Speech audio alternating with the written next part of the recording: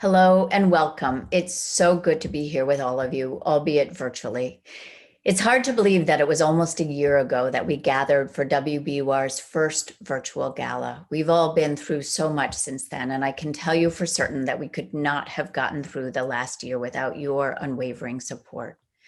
The pace of news these last 12 months has been relentless, and our journalists have probably never worked harder covering stories of a lifetime. It's been a dramatic and traumatic time, and I've watched in awe as all my colleagues rallied to meet the moment, knowing that millions of people were counting on WBUR. We're all just beginning to imagine what a new kind of normal will look like, and we'll report on a changed country, a changed region, changed lives. And despite profound pressures, and there are many, I'm as optimistic about WBUR's future as I've ever been. So many of you stepped up to fill our financial gap last spring. And while the pandemic made everything so hard, it also inspired a clear-eyed focus on the things that really matter, like making sure that WBUR is a richly diverse and inclusive organization, and that these values are deeply embedded in our culture and our coverage. We managed to recruit many gifted journalists from across the country to bolster our ranks and to ensure that WBUR's coverage is singular. Together, NPR and BUR will continue to tell stories that no one else is telling, stories that reveal important truths that make a difference in people's lives, stories that make you want to come back to WBUR again and again. I'm so grateful that you've all come back to WBUR tonight. We promise dozens of fascinating conversations, and in a moment, we'll introduce the Daniel Schorr Journalism Prize winner. But first, a few important thank yous.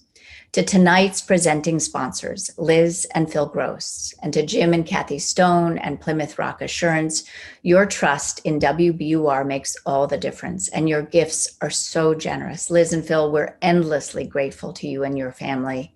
Jim and Kathy, your support of the gala year after year is crucial to its success and to WBUR's success, and so is your support of our investigative journalism. To all of our sponsors and attendees, thank you for your support and for inviting friends and family to be here too. To WBUR's board of directors, I'm pretty sure that I have the best board in Boston, led by the incomparable Paul Gannon, who, despite the complexity of the moment, makes it all fun. Thank you to our community advisory board, so many smart, thoughtful people dedicated to WBUR and the work we do. And we're really lucky to have Boston University at our backs with President Bob Brown at the helm. I have to say, whenever I feel like I have a hard job, I just think about Bob. His confidence, his clarity, and his calm are an inspiration.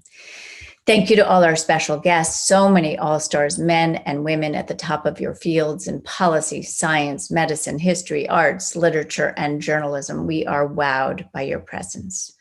Thank you to my friends and colleagues from NPR. You are the very best. And I know your time is precious and that every member station across the country is clamoring for your presence. It means so much that you're here with us. And thank you to the entire staff of WBUR. You are peerless. And despite your lives being turned upside down for months on end, I'm struck over and over by the depth of your commitment. And I feel both proud and grateful as I look back on this past year. And with that, it's time to roll. To introduce the Schorr Prize, please welcome Jim Bildner. He's the CEO of the Draper Richards Kaplan Foundation, which was founded on a belief in the power of innovation and the conviction that with bold support, passionate individuals with great ideas can change the world. Thank you, Jim and Nancy Bildner, for making the Schorr Prize possible and for helping us recognize the work of rising young journalists, including this year's winner, Nate Hegyi, for his podcast, Across the Great Divide. Jim, the floor is yours. Thanks, Margaret, and congratulations to Nate, who you'll hear from shortly. For all of us, the past 12 months have been unprecedented in so many ways. While the depth and breadth of the global pandemic may not have been foreseeable, the frontal attack on truth and democratic institutions in a free society certainly was. And so was the extent of the social and racial inequities in our country that have been hundreds of years in the making and continue largely unabated, as we are seemingly reminded every day. Healing our nation and creating a true civil and equitable society will take decades, not months. But to even begin this process, we need to have a shared, authentic commitment to truly understanding others. And that's where the importance of Nate's work comes in. When we are all relying exclusively on the same sources of news every day, we aren't really hearing about others. We're simply reinforcing our own isolation. Nate's work, like Report for America from our own DRK portfolio, is about listening and hearing from others, regardless of how similar, or more importantly, not similar, they are to us. It's really that simple, and yet so complex. Nancy and I have been on the WBUR and public radio journey for more than 3 decades, not just because we're listeners, but because we know that without them, many voices of others would never be heard. I'm reminded tonight of the words of the author Viet Thanh Nguyen, who articulated this fundamental misunderstanding that so many of us have. He said in part that those who so often talk of the voiceless fail to understand their own complicity in the problem. It's not that folks are voiceless, it's that we're not listening. I think that says it all. Thank you to Nate and WBUR and Public Radio for keeping these voices alive.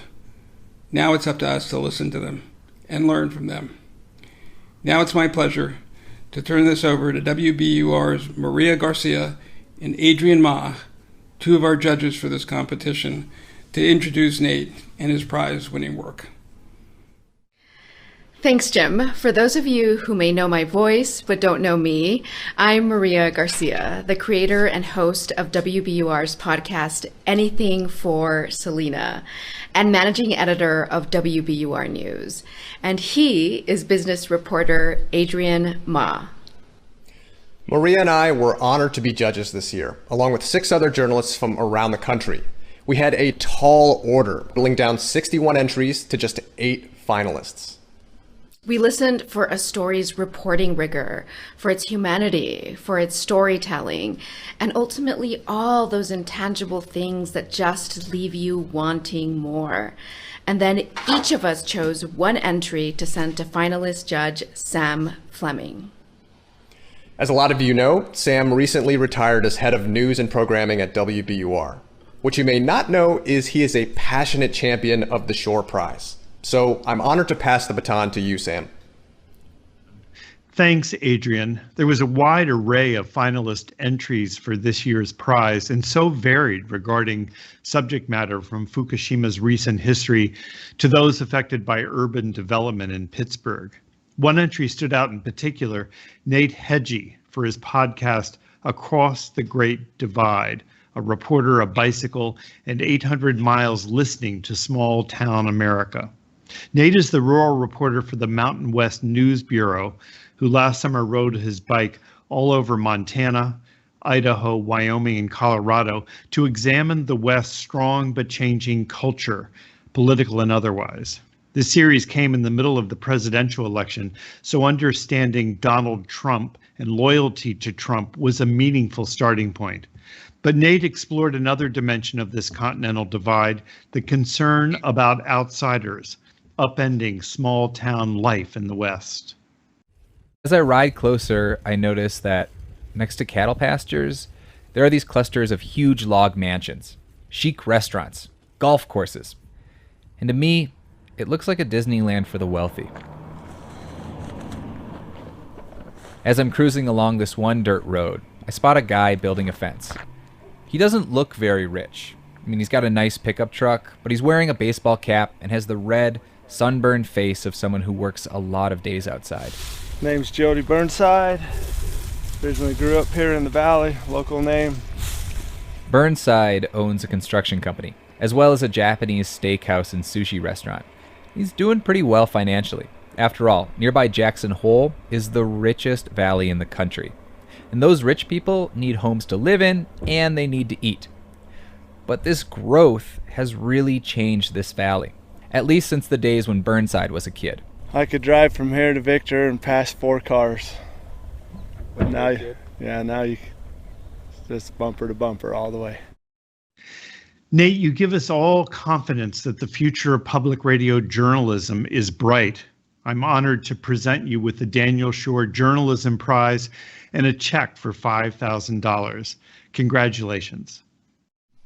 I'm blown away and humbled to be awarded this prize. I wanted to thank Jim and Nancy Bildner, WBUR, and of course the legacy of Daniel Schorr.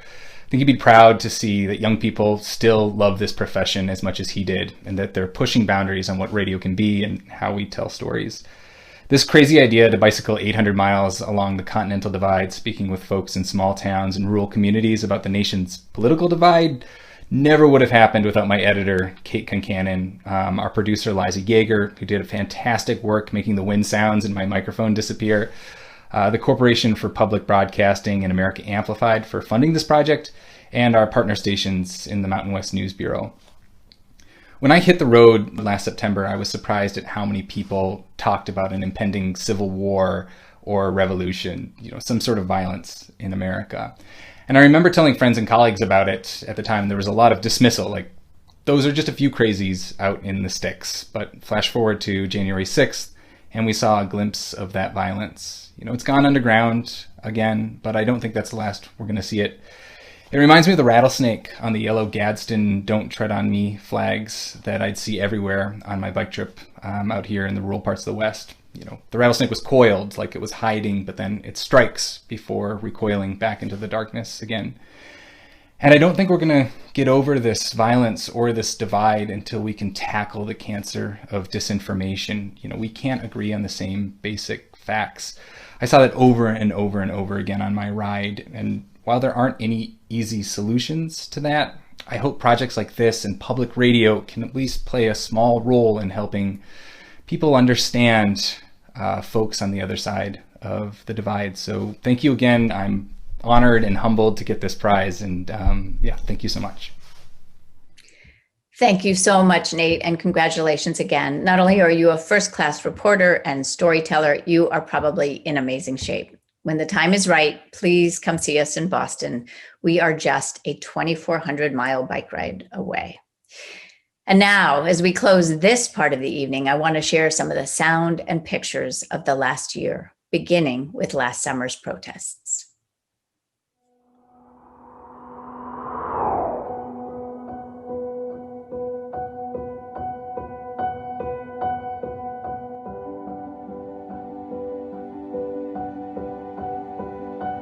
Cedric Juarez was one of the protesters who walked off the job because he couldn't wear the Black Lives Matter mask. This is the best job I've ever had, but if they can't support my brothers and sisters, then how can I work in a place that doesn't support it?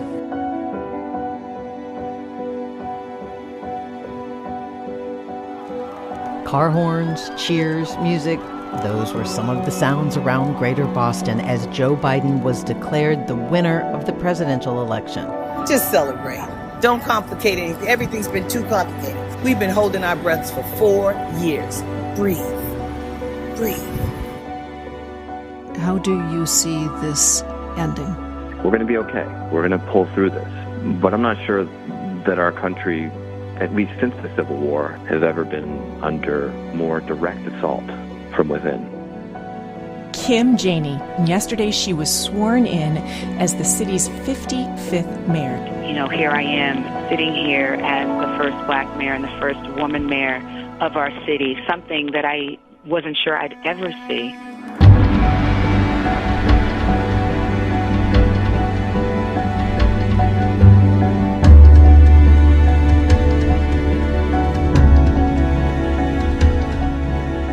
How do I develop the daily discipline of working remotely? You have to get up at a certain time.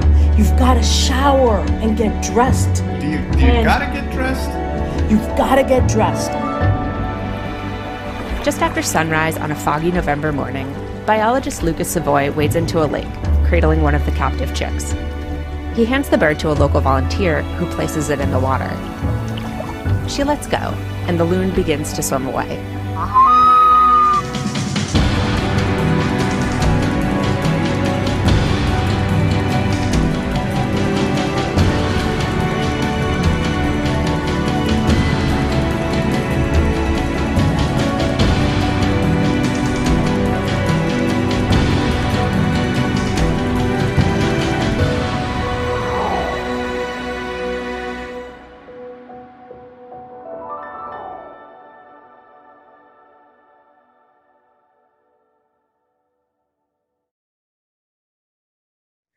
WBUR, serving the public, reporting the truth, enriching lives. That dose of hope and optimism at the end there goes a long way, and your collective presence here tonight affirms that feeling. Thank you all so much for that. I know you're all eager to get to your virtual tables and begin your conversations. First, we have one more quick piece of business. For that, I'm delighted to hand it over to my wonderful colleagues, Robin Young and Meghna Chakrabarty, to talk to you about the importance of your support for WBUR's journalism and the difference you can make. They're splitting the stage tonight in separate Zoom rooms because happily there are so many of us here. Enjoy the rest of the evening. Meghna, Robin, take it away.